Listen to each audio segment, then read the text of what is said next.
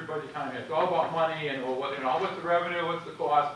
But I think part of the argument has to be, or part of the discussion has to be, is there efficiency involved? And so that's what we try and get the numbers we can from the courts that are around us to see where things stack up. And you can see on the far right the caseload. And we obviously have a greater caseload than all the courts around us, and we're understanding from the police department that's going to continue through the next year. You can see your revenue for this year is probably going to be somewhere like 7.8, 7.9, and then the budget from last year was 2.3. So you're always going to see this $4.5 to $5 million return on your investment. When you look at the other courts, nobody's anywhere near that. The other courts have a much higher budget than us. And so and a much lower caseload too. Yeah, and a much lower caseload. And so I just wanted to show you there's some efficiency involved in here too. It's not all about, hey, police department writes this many tickets, court, if you do good collections, you get this kind of money. It's about there's efficiency. The question of whether Judge Slater and I are doing our jobs fairly is for the voters to decide at another meeting. We hope we are, and that's our goal. For you, I know you want us to do that too. Judge, I apologize. Go ahead, interrupt real quick. Just as a side, the expense side is on page 29. The revenue side is on page bottom 26. Just the revenue side. And so, part of that efficiency comes up because then you view, when you look at underneath that chart there, we talk about clerk staffing levels. And there is we wanted to have an additional clerk in this year's proposed budget. And then simply related to workload. We've never been one that stacked up our employees. We hire when we have to. We laid off when the caseload has dropped. In this situation, if you look at 2008, 2007, had 62,000 to 70,000 cases. There were 17 clerks and 18 clerks respectively. We're at 14 clerks right now with 66,000 people. It's interesting that in the last 10 years, the paperwork has gone up because of requirements from the Supreme Court Administrative Office, things of that nature. We don't need 17 or 18 clerks though because of technology. That's what's saving probably having to have 2 more employees.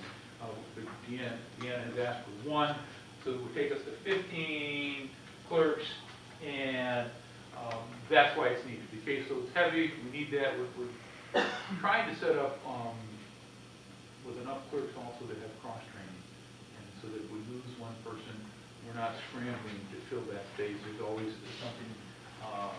somebody trained in that regard. It's interesting, I was talking to Deanna earlier today that the goal for the court, and especially in the last year, I give Deanna a lot of credit for this, is we're trying to raise our standards for how we operate, and we want to be the gold standard. So this is part of that is let's bring in that employee, let's continue to operate efficiently, and that's what we've asked for that employee in the budget to show you why.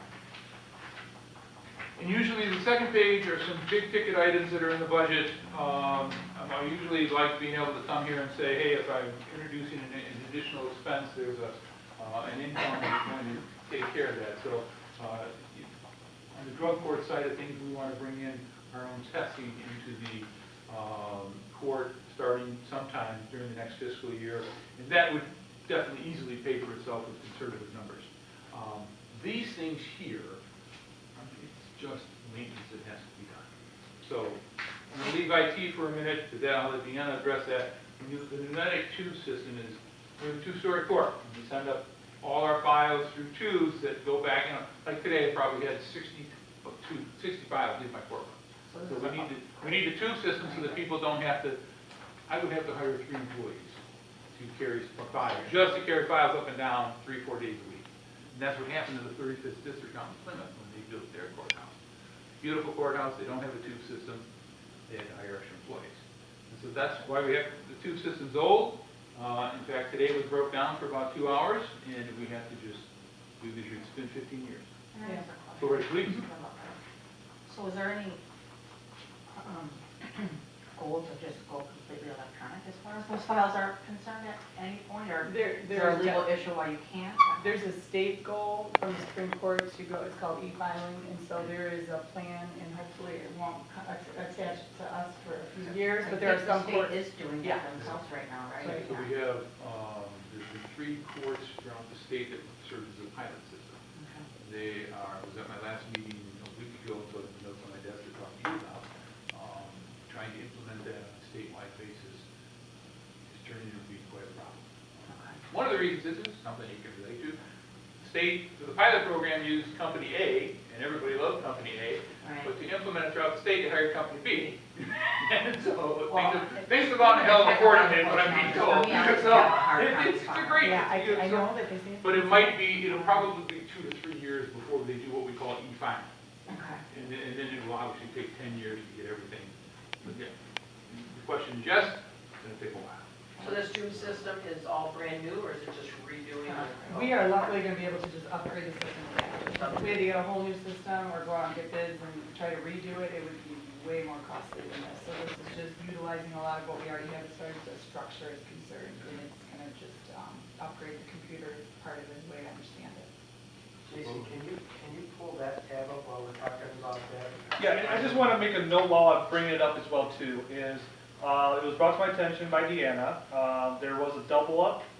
So basically, during this process, there's going to be some changes to the final budget document, which we'll put together, we'll give it to you guys in a good format so you can see exactly the changes.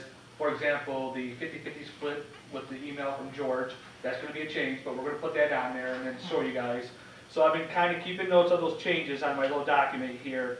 But one of the changes that we're going to make, and Mary will approve changes before it goes to you guys, so you guys take a look at everything, is as you see here, there was a reduction out of the original request of $130,000. It's in that tab, and that was because of reallocation of those expenses to the TVA for buildings and grounds, because these are building improvements. So let me get to that number, which is 930. But as you can see, and this was me, I looked and reviewed who put that together, but it was me, I put that negative 30,000 in there. So there was already 30,000 that I took out of the department request. So when we took out the 50, or sorry, the mayor, when we did the mayor's adjustments of the 50 and the 80, that's the 130,000 that's in there. So the 30,000 is kind of doubled up because it's already taken out. So that needs to be added back because it's a double up reduction. What's the 89 item, or is that? This was the security system. Okay, can you go to the merger, please? Yeah, security system and painting. And during the budget talks with the department, with the court, with mayor, it was decided that those are eligible building and grounds expense, that we're going to take out of the building grounds. When we talk about, when we get to the building and grounds budget, it'll be in that line item. So the mayor's adjustment is really taking out this line item 9 and line item 4 and reallocate them to building and grounds.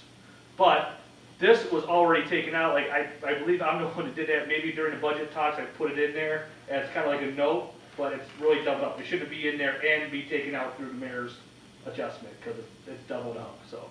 I know we used to have department head requested. Yeah. We don't have that. No, it's on here.